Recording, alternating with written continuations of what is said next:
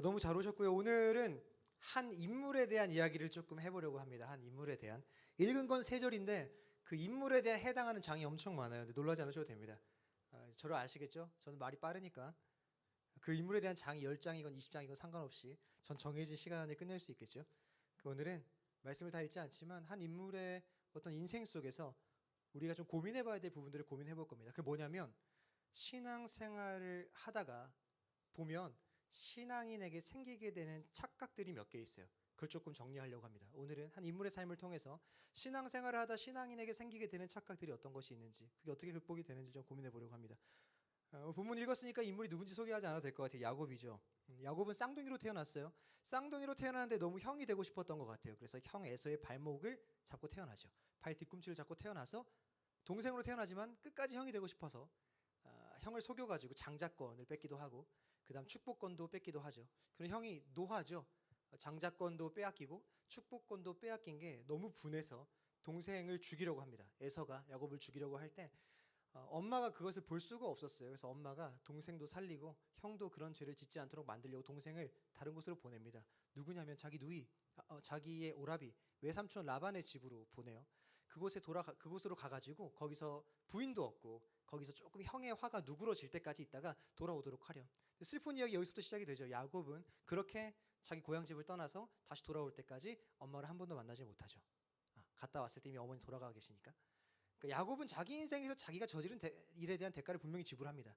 그렇게 이제 아무것도 없는 상태로 가는 거죠. 사랑받던 아들에서 자기가 했던 행동 때문에 이제 가족을 다 등지고 어쩌면 한 번도 가보지 못했을 법한 외삼촌의 집으로 걸어가는 길이 얼마나 외로웠을까요?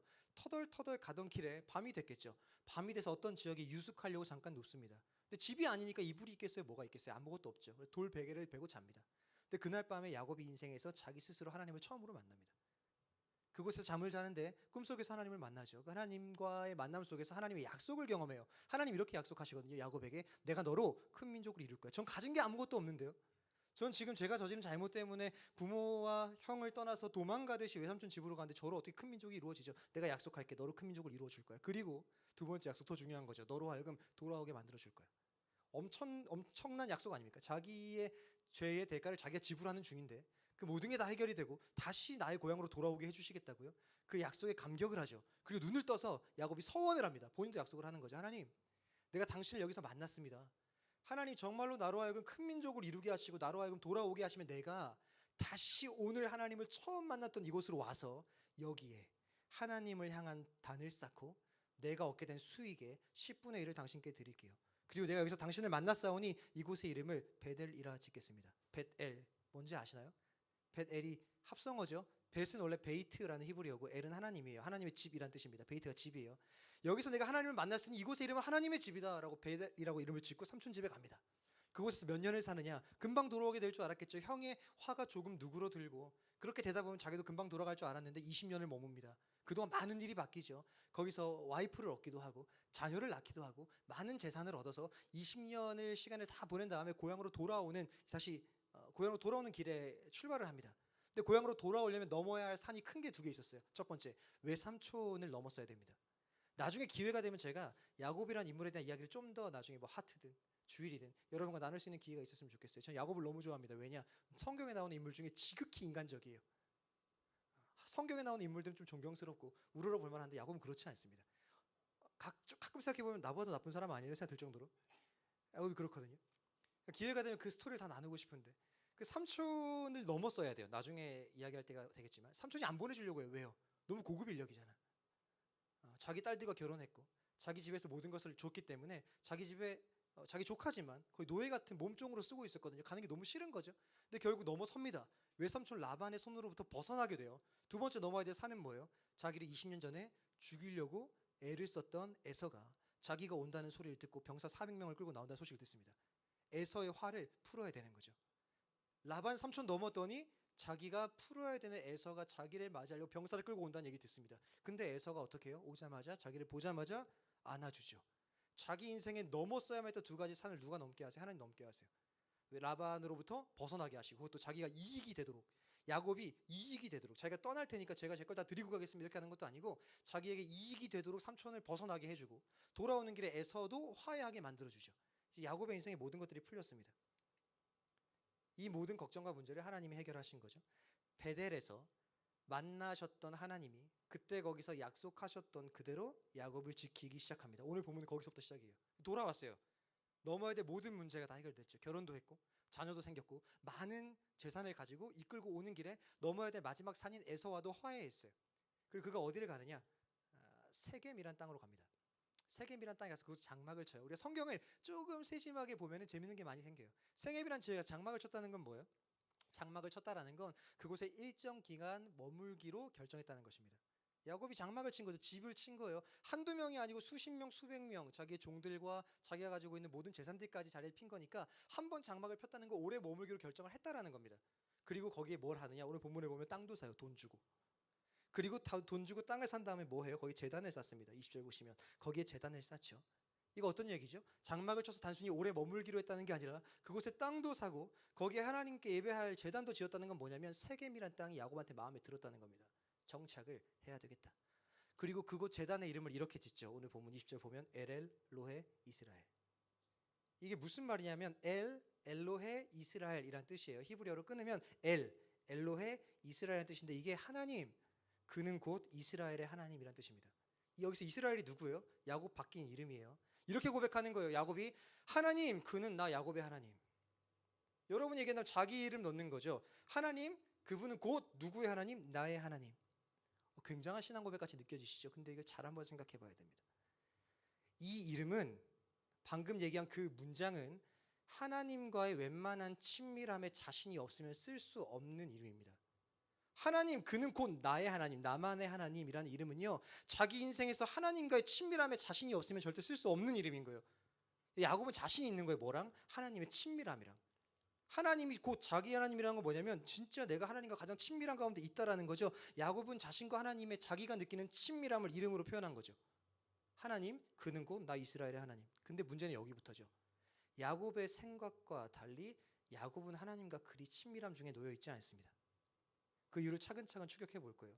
야곱은 하나님, 그는 나만의 하나님, 무조건 나의 하나님이라고 고백하는데 친밀함의 표현인데 야곱은 지금 하나님과 친밀할 수가 없어요.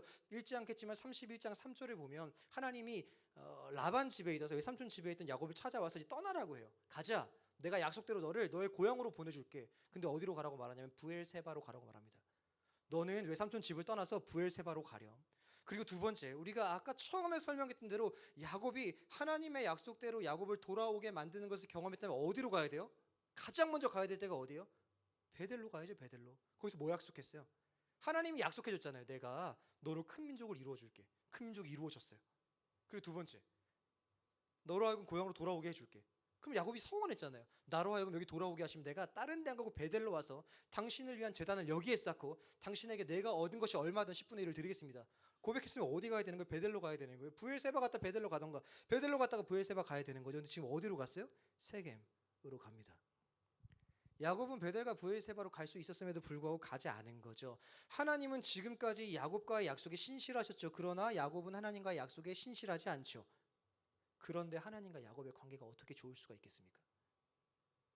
하나님은 지속적으로 야곱과의 약속에 신실한데 야곱은 지속적으로 하나님과의 약속에 신실하지 않은데 어떻게 하나님과 야곱이 지금 친밀할 수가 있겠냐는 거예요.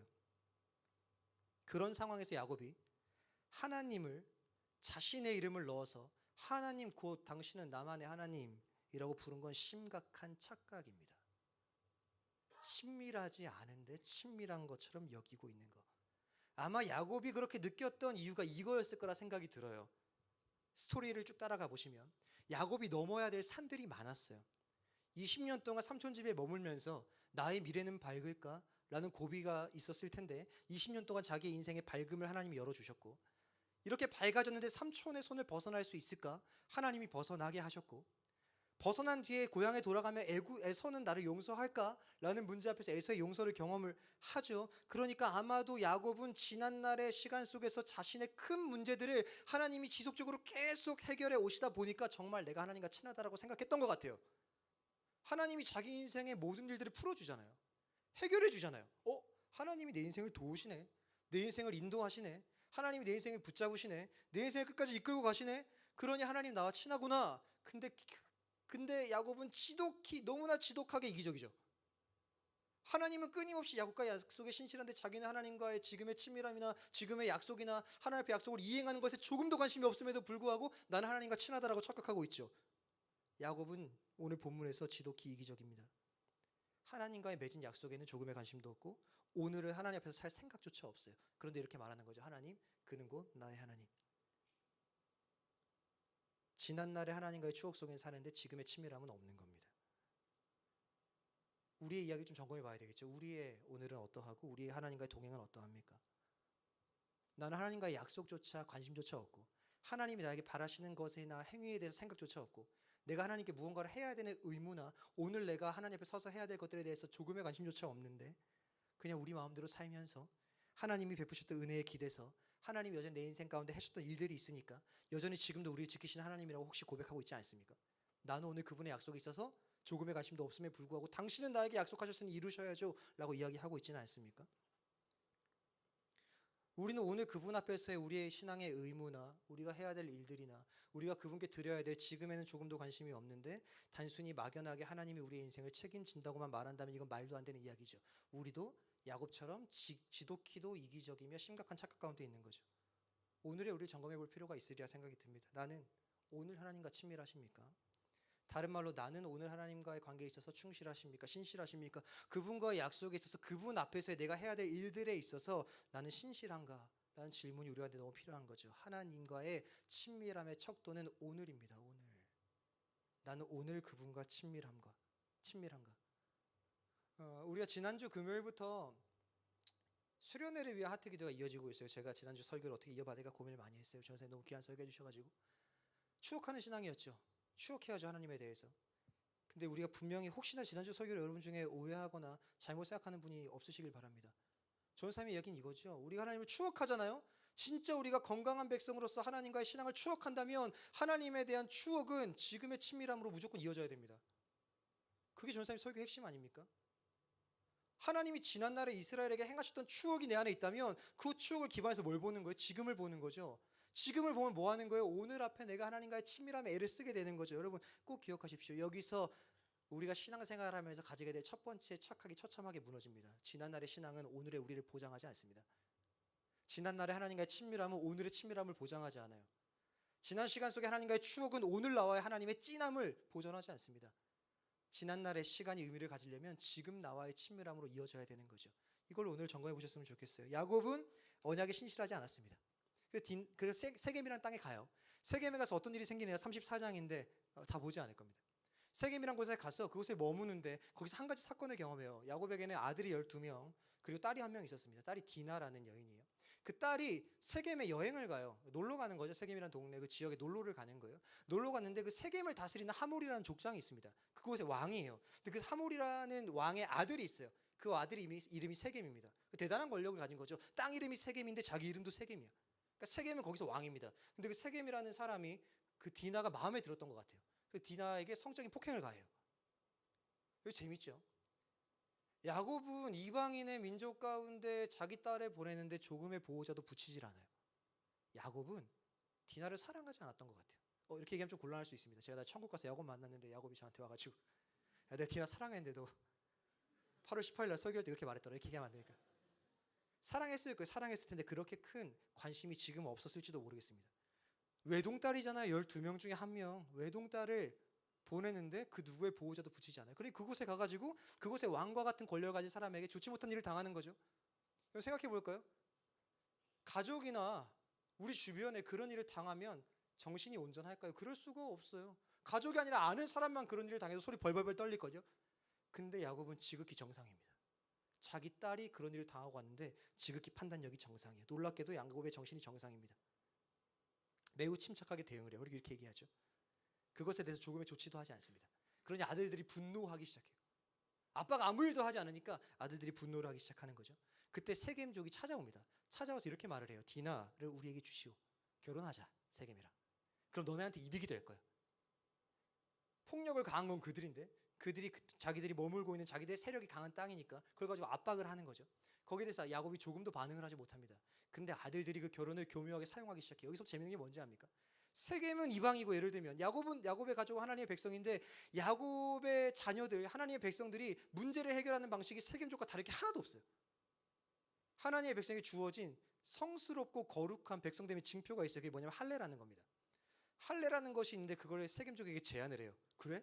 너희가 내 누이 디나가 마음에 들어? 디나랑 결혼하려면 너희 남자 모두가 할례를 행해라. 할례가 무엇인지 설명하지 않아도 알 겁니다. 그 할례를 하면 남자들이 최소 3일부터 7일 동안 움직이지 못할 거예요. 그때 의학기술이 발달한 것도 아닐 테니까. 그래서 모두가 할례를 다 행합니다. 모든 남자가, 그 세겜이라 땅에 있는 모든 남자가. 그때 12명의 아들 중에 시므온과 레위라는 두 아들이 2명이 칼 들고 가서 세겜족에 있는 모든 남자들을 다 죽입니다. 모든 남자들을 싹 죽여요. 하나님이 자기들에게 주신 언약의 징표를 복수의 교묘한 도구로 사용해서 그곳에 가서 모두를 죽이죠. 그 다음부터 더 재밌습니다. 그 다음에 다 죽이고 돌아왔잖아요. 그러니 거기 남자가 하나도 없어요. 남아있는 여성들과 재산들이 있을 거잖아요. 그걸 약탈하러 가는데 시므온과 레위가 그래도 누이의 복수를 했던 둘 말고 그때는 아무것도 하지 않았던 나머지 아들들이 다 같이 가서 약탈을 합니다. 이 세겜족하고 다를 게 뭐가 있습니까? 세겜족도 악한데 야곱의 아들들도 악해요. 근데 야곱은 이 모든 과정에서 아직도 디나한테 관심이 없어요. 이 모든 풀어가는 과정에 있어서 아무런 관심이 없습니다. 그래서 그의 아들들이 화가 나서 34장 31절에 아빠한테 이렇게 말하죠. 그들이 이르되 그가 우리 누이를 창녀같이 대우하며 옳으니까. 아버지 아무것도 하지 않고 우리가 그곳에 저지른 일 때문에 본인은 두려워서 벌벌 떨고 있고 너가 우리 가문에 화를 입혔다라고 말하는데 그들이 우리 누이에게 그렇게 대한 것이 옳은 일입니까? 라고 자녀들이 얘기하는데 야곱은 아무런 반응을 하지 못해요. 그러니까 상상해보는 거죠. 그런 일을 다 겪고 야곱이 혼자 있는 거예요. 그때 35장 1절 이렇게 시작합니다. 아무것도 하지 못하고 자기의 사랑도 확인하지 못하고 자기의 어떤 용기도 확인하지 못하고 아무것도 확인하지 못하고 털썩 주저앉아가지고 내 인생에 이런 일이 대체 왜 생긴 거지 주저앉아있는 그 야곱을 향해서 31절에 하나님이 찾아오죠. 하나님 야곱에게 이르되 일어나 베델로 올라와라. 하나님이 찾아오죠. 그리고 한마디 하시는 거죠. 베델로 와라. 하나님 이런 거죠. 너에게 이 모든 위기가 왜 생겼는지 친절하게 알려주시는 거지. 야곱이 가장 힘들고 가장 외로웠을 때 하나님과 약속을 맺은 그곳에 다시 와서 제단을 쌓기로 했던 약속을 지키라는 거죠. 여기가 어떤 지점이냐면 야곱이 혼자 생각했던 하나님과의 친밀함이 산산조각 납니다. 야곱의 신앙의 가면이 완전히 벗겨지죠. 내가 하나님과 친밀했다라는 에렐로의 이스라엘의 이름이 여기서 다 벗겨집니다. 내가 하나님과 친밀했던 게 아니구나. 근데 여기서 우리 두 번째 착각이 생깁니다. 이런 질문을 할 수 있죠. 야곱의 잘못 때문에 그의 딸 디나가 이런 피해를 당하는 것이 옳습니까, 여러분? 야곱이 베델로 안 왔다고 하나님이 디나에게 그런 일을 당하게 해서 야곱을 자각하게 만들고 야곱을 데리고 가는 거 의미 있겠죠. 그게 옳습니까? 왜 피해는 디나가 봐야 되는 거죠? 아니 야곱이 잘못했다지만 왜 이렇게 비참하고 진짜 인생에서 절대 생겨서는 안 될 것만 같은 일이 야곱에게 일어나야 되는 거죠? 이 본문을 혹시나 야곱의 잘못 때문에 디나에게 이런 일이 생겼다라고 본다면 우리의 두 번째 착각은 거기부터입니다.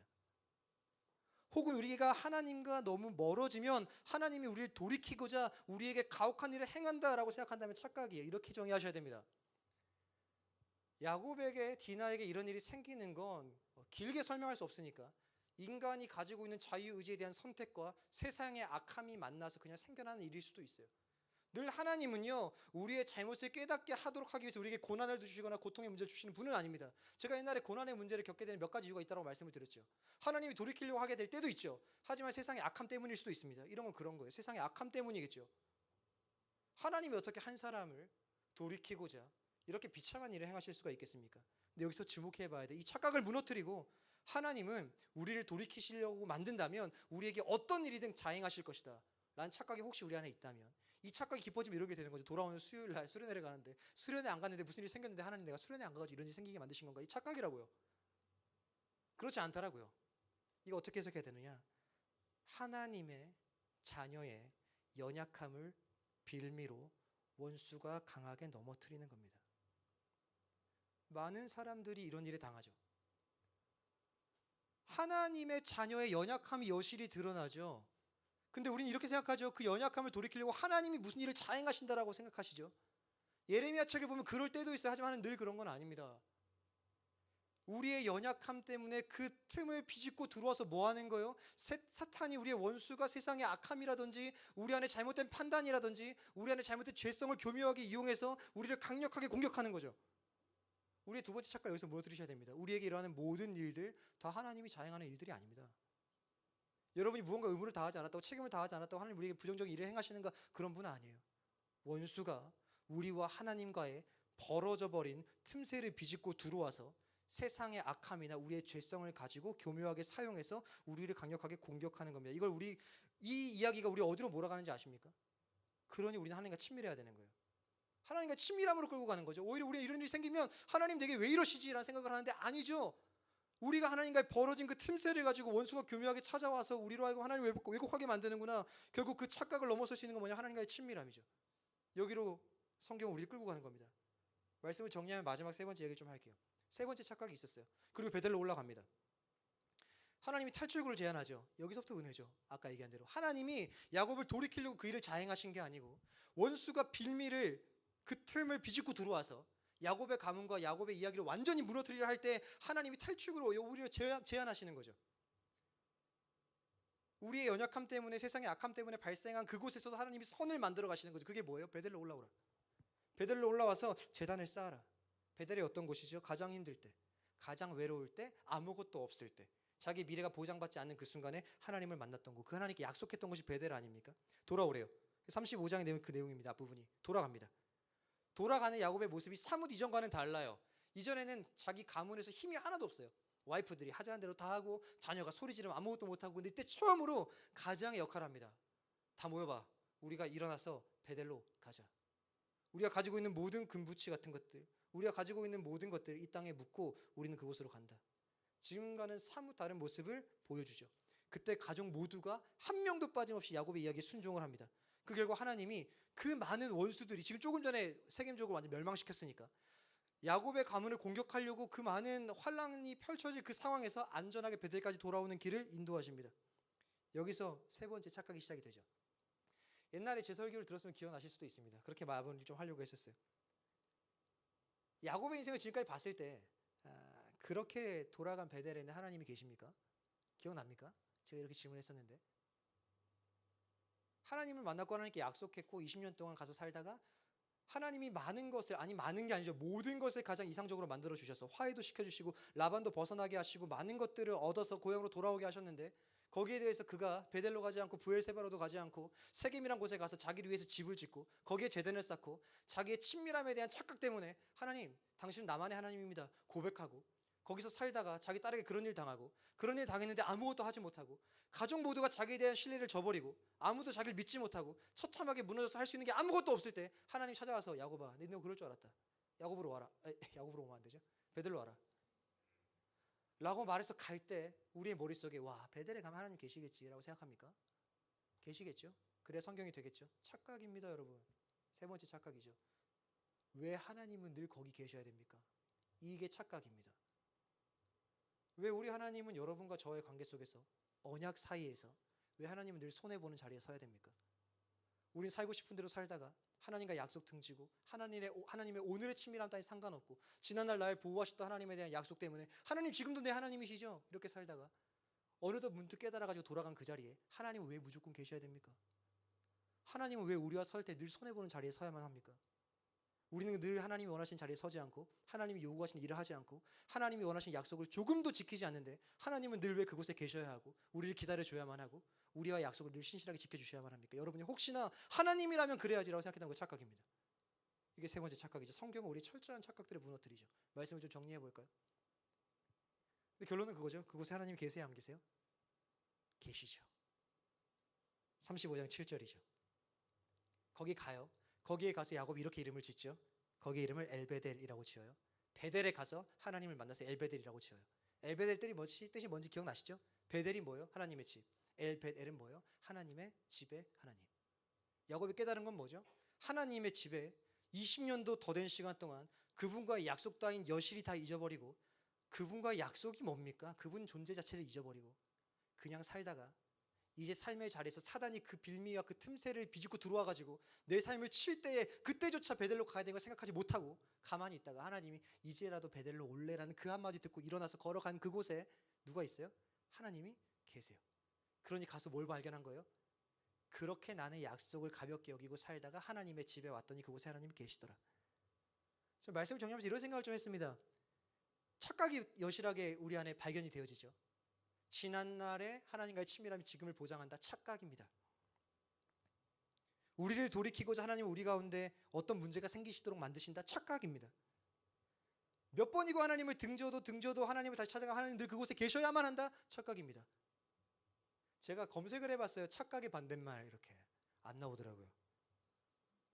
근데 착각이 이렇게 나와요. 사전적 정의가 실제와 다르게 생각하다. 이게 착각이거든요. 착각의 반대말이 나왔어요. 뭐예요? 실제죠. 오늘 본문은요.